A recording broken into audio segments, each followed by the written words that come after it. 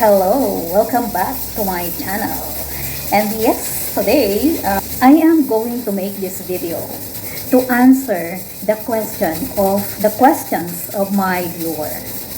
I did not give the answer through message or through the comments because I believe that there are some other women or some other Filipinas na maaaring may ganito rin klase ng sitwasyon. So, para sa lahat, i-share yung aking sagot sa tanong na ito or sa mga tanong na ito.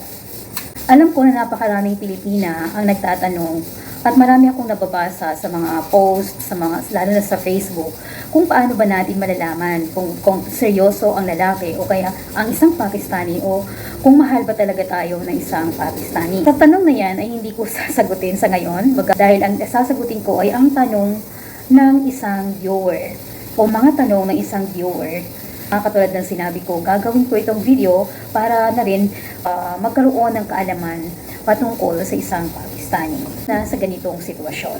So, ang sagot ko ay ibabase ko lamang sa aking nalalaman, sa aking kaalaman at sa aking experiences. Para po sa kaalaman ng lahat, ako po ay 21 years nang kasal sa isang Pakistani. 9 years na pong nakatira dito sa Pakistan. Pero hindi po yun tuloy-tuloy. So, umpisahan na natin yung ating tanong. Yung ating kasister o itong Pilipina ay may isang friend, hindi nga ito boyfriend may isang friend na mas bata sa kanya ng 11 years. At si lalaki ay parang tipong assuming na sila ay mag-boyfriend. At ito po ay isang long distance friendship. Sasagutin ko muna yung unang tanong. Ano ba ang mga rules dito sa Pakistan? Hindi malinaw sa akin yung ang tanong na kung ano yung mga rules. Pero I will assume na ang rules na ito ay about sa marriage o relationship within a man and a woman. Rules po sa friendship dito ay hindi naman siya bawal, pero dahil nga sa relihiyon ay hindi ito tinatanggap ng karamihang Muslim. Wala pong friendship between man and woman. Kaya, ang ibig sabihin ay kapag nakipagkaibigan ka sa isang Pakistani, for sure, pa ang kanilang magiging kahulugan dito. Hindi friendship, kundi relationship with man and woman. Kasi nga, hindi sila pwedeng makipagkaibigan sa isang lalaki, ang isang lalaki sa isang babae at ang isang babae sa isang lalaki. Tulad sa ating mga foreigner, kadalasan kapag sinabi nating friendship lang. We know the difference between friendship and man and woman relationship or yung sinasabi nating intimate relationship. Wala silang idea kung ano yung friendship and love relationship between man and woman. Kasi nga, yun ang kultura nila. So, hindi katakataka na ang lalaking ito ay nag-a-assume na mayroon silang relationship.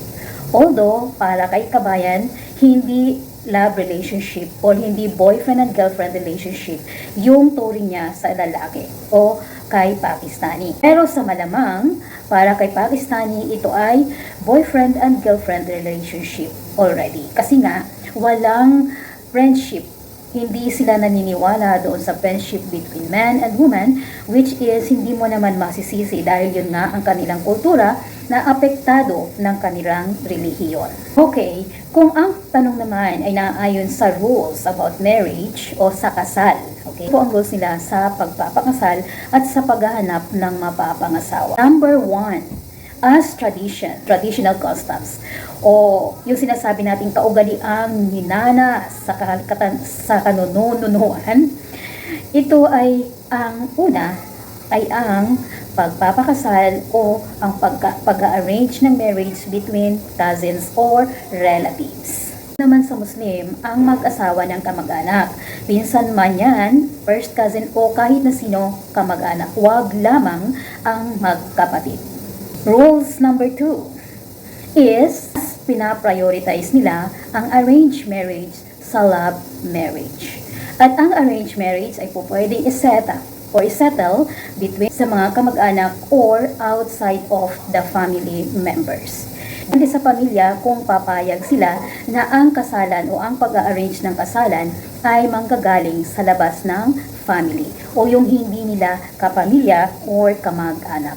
Rule number 3, syempre, kapag sinabi nating arranged marriage, Ayon sa aking kaalaman, okay, at sa aking mga na-experience dito at naobserbahan, karamihan sa kanila kapag nag-arrange sila ng marriage, especially kung ito ay manggagaling sa labas, kailangan ay halos pareho ng qualifications, so yung bride at saka yung groom. Ano bang ibig kong sabihin? Hindi naman ibig sabihin dahil mayaman, dapat mayaman. Hindi po yan yung pinakarason ng pagiging equal nila. Dito, ang kadalasan nakikita ko is, kailangan kung doktor yung groom, dapat doktor din yung mapapangas yung kanyang bride. Yung bang equal sila when it comes to profession. Okay? Or kaya naman, kung nakapag-aral si groom, dapat nakapag-aral din si girl. Okay? Kahit paanong kurso yan o kahit paanong tinapos, basta pareho silang nakapag-aral. Yung iba, ang hinahanap nila ay yung kung may trabaho si groom, may trabaho din dapat. May trabaho din dapat si girl. At kung may trabaho si girl, mayroon ding trabaho si groom o si lalaki. And dapat may equal qualifications. Pag magpinsan, minsan hindi na yan mahalaga sa kanila kasi nga they are relatives. Ngayon, syempre kung walang pinag-aralan, edi wala ding pinag-aralan. Ang susundin natin ay rules, yun po ang mga sinabi kong rules. Syempre, dapat ito ay pinili ng kanilang magulang. How about naman yung love marriage? Hindi ba siya allowed? Allowed din po siya. May mga kinakasal dito na because of love marriage. Tinatanggap po yan ng ibang magulang. O karamihan pa rin sa kanila ay talagang apektado, ang kanilang desisyon ay apektado pa rin ng kanilang traditional customs. So, ayaw nilang i-break yan as a pride of their family. O lalo na yung mga pamilyang importante sa kanila yung caste, okay? Yung caste na sinasabi ay yung parang society kung saan sila nabibilang. So, may mga ganun kasing klase ng pamilya na ayaw as their pride, ayaw nilang o mag-asawa ang kanilang pamilya ng ibang lahi o ng ibang caste. O like for example, Rana. Dapat doon lang sa caste ng Rana. Or yan yung kanilang mga rules. Okay?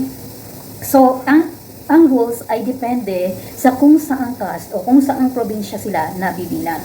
Kasi although may general traditional custom sila na pinapractice sa buong bansa, sa buong Pakistan, mayroon din pong kanya-kanya silang kultura or traditional customs within their provinces na hindi nila pwedeng i-break.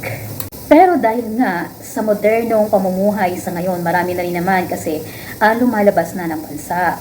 So may mga Pakistani talaga na nasusunod pa rin yung gusto nila na mag-asawa ng ibang lahi o kaya ay out of their family without the permission of their parents o ng kanilang mga relatives. Pero syempre, karamihan pa rin ay arranged marriage. Ang arranged marriage niyan ay desisyong gagawin ng buong pamilya. Hindi lamang ng iyong ama at ina, kundi kasama na ang iyong mga tiya, tiyuhin, pinsan at mga ibang kapatid na mas matanda sa bride or sa groom. Ayan. Decision po yan ng buong pamilya. Kasi nga po, uso dito ang joint family.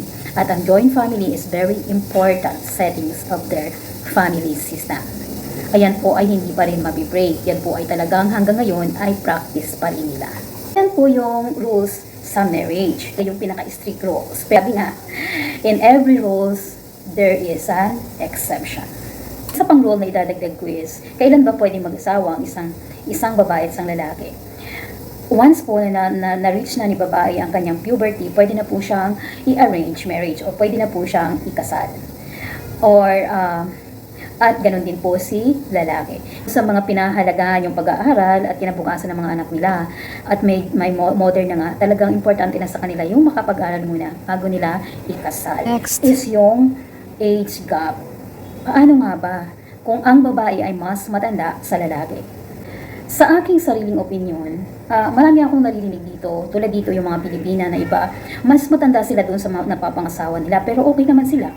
So, ibig sabihin, walang problema. As long as kaya mong i-handle yung relationship at as long as kaya mong i-handle lalo na yung insecurity na pwede mong maramdaman. Okay? Bakit ko nasabi yan? Kasi syempre mas matanda tayo.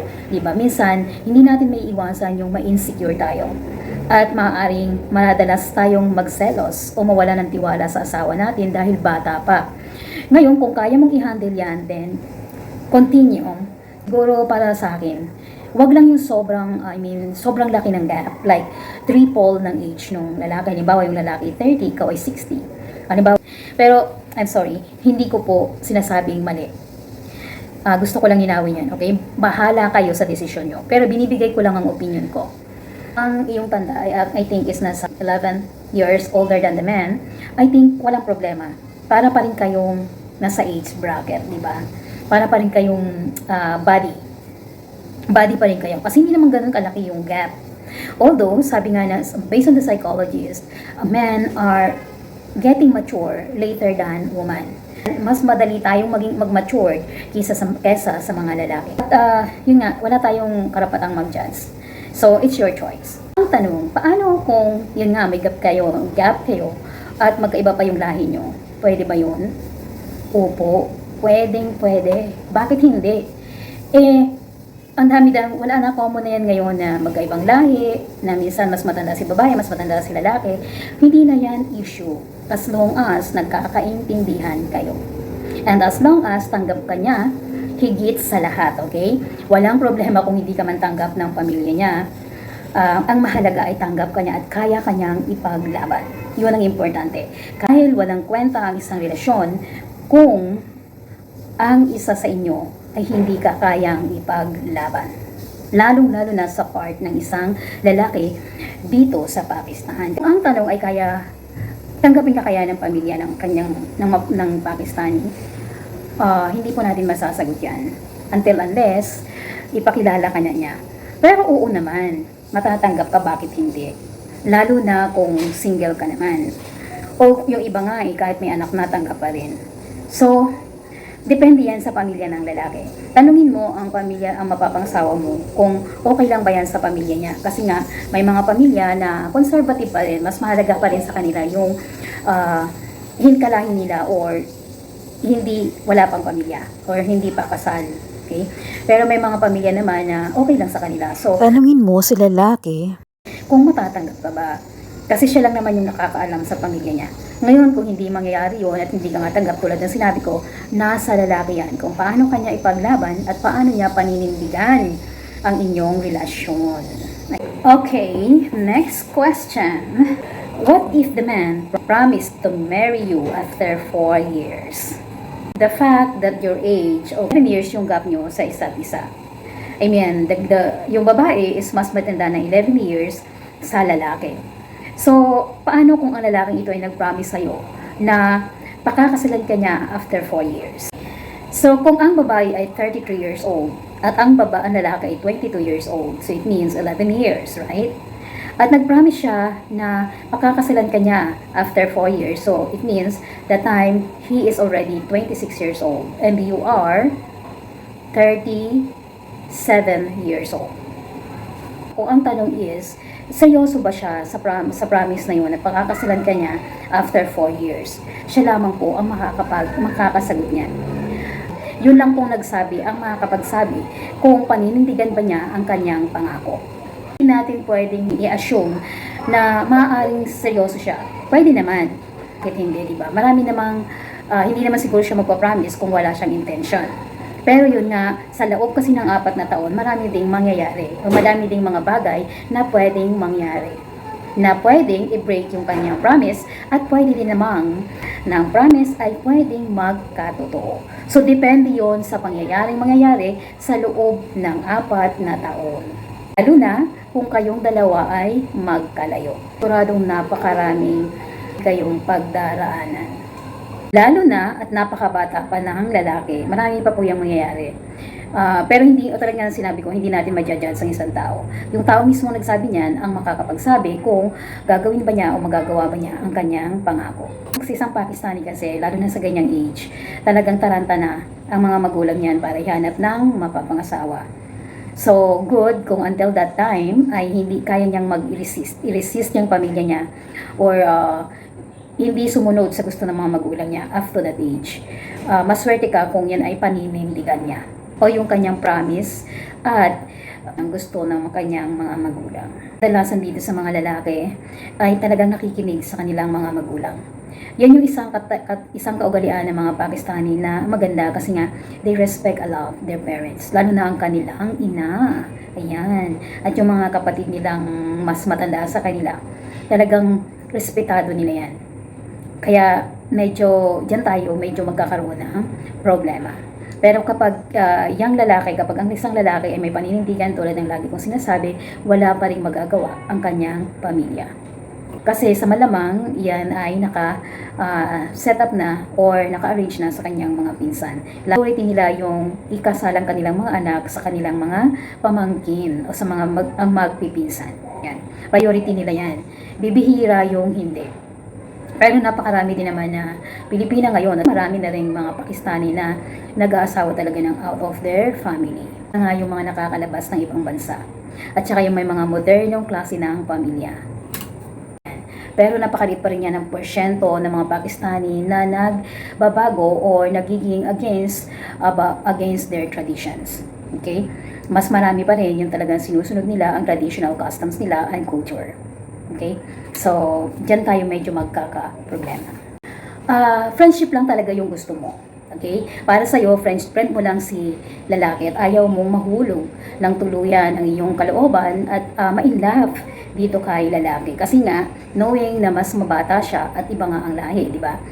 In this case, so syempre, iniiwasan mo na siya. Iniiwasan mo na, gumagawa kayo ng paraan para iwasan. Ang tanong, I'm sorry, medyo may pagkaprangka lang ako. Medyo paprangkahin ko na. Yun bang pag-iwas mo ay talagang bukal sa iyong kalooban, nanggagaling sa iyong puso at isipan? Kasi kung hindi, hindi yan magkakaroon ng solid result. Bakit ko nasabi?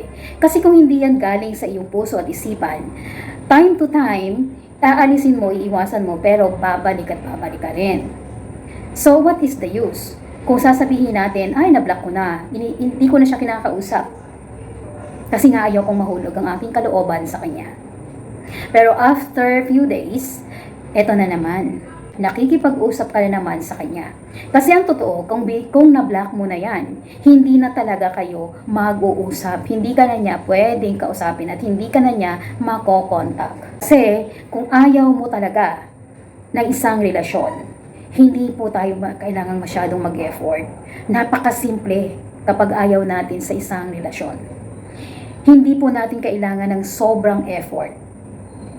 Napakadali lamang po. At napakarami ding paraan para iwasan ang taong ito na hindi natin gusto. Kaya nasa atin po yan, nasa desisyon natin at sa willpower ng ating isipan at ng ating puso. So wag po niyong sabihin na hindi ko na, iniiwasan ko na siya at binablock ko na siya at dahil nga ayaw ko ng relasyon sa kanya, pero at the end of the day, eto na naman, nakausap mo siya. Bakit? Kung na-block mo na siya, bakit mo siya nakakausap? At bakit kanya nakakausap? Katulad ng mga nababasa ko sa maraming post na na-block na, nag-break na kami at hindi ko na talaga siya kinakausap. Pero isang araw maririnig mo, makikita mo, ayan na naman, okay sila. Bakit? Kung na-block mo na yan, kahit paanong gawin yan, hindi kanya makikita at hindi kanya makakausap. Kasi unang-una magkaiba kayo ng mundo. Malayo ka, malayo siya. Yan. Unless pagkatapos mo siyang ma-block, pagkatapos na hindi mo siya kinausap, pinuntahan ka niya sa bahay niyo. Then, that is the sign na talagang seryoso itong si lalaki. And he will do his best para makuha ka niya. Tagang chance yan na i-block. Kahit i-block mo pa yan, i-block mo yan sa lahat ng klase ng social media, wala yung effect. Kasi alam na niya ang bahay mo, alam mo na niya kung saan kanya makikita, di ba? So, that is the thing. That is the time na masasabi mo na itong si lalaki ay talagang seryoso sa'yo. Pero totoo po yan. Dahil sa akin pong mismong love life, or sa story namin mag-asawa, yan po ay mga napagdaanan namin. Pero hindi po kami nag-block to each other. Hindi po namin blinak ang bawat isa sa social media. Never po yan. Kahit kami ay nag-aaway dati, hindi po namin binablock ang isa't isa. Katulad ng sinabi ko, dahil nga siguro seryoso ang asawa ko, pumunta po siya ng Pilipinas. Kaya doon po kami nagpakasal. Ayan po ang isang sign na mapapatunayan natin na seryoso sa atin ng isang lalaki. Ang tayo ay hanapin kung saan man tayong sulok ng mundo. Ayan, yan lamang, and thank you so much. Thank you for watching, and if you are new to my channel, please don't forget to subscribe, like, and share. And see you on my next video. So if you have any questions, any comments on this video about this topic, please write or isulit nyo ang inyong mga comments or tanong. See you on my next video. Have a great day!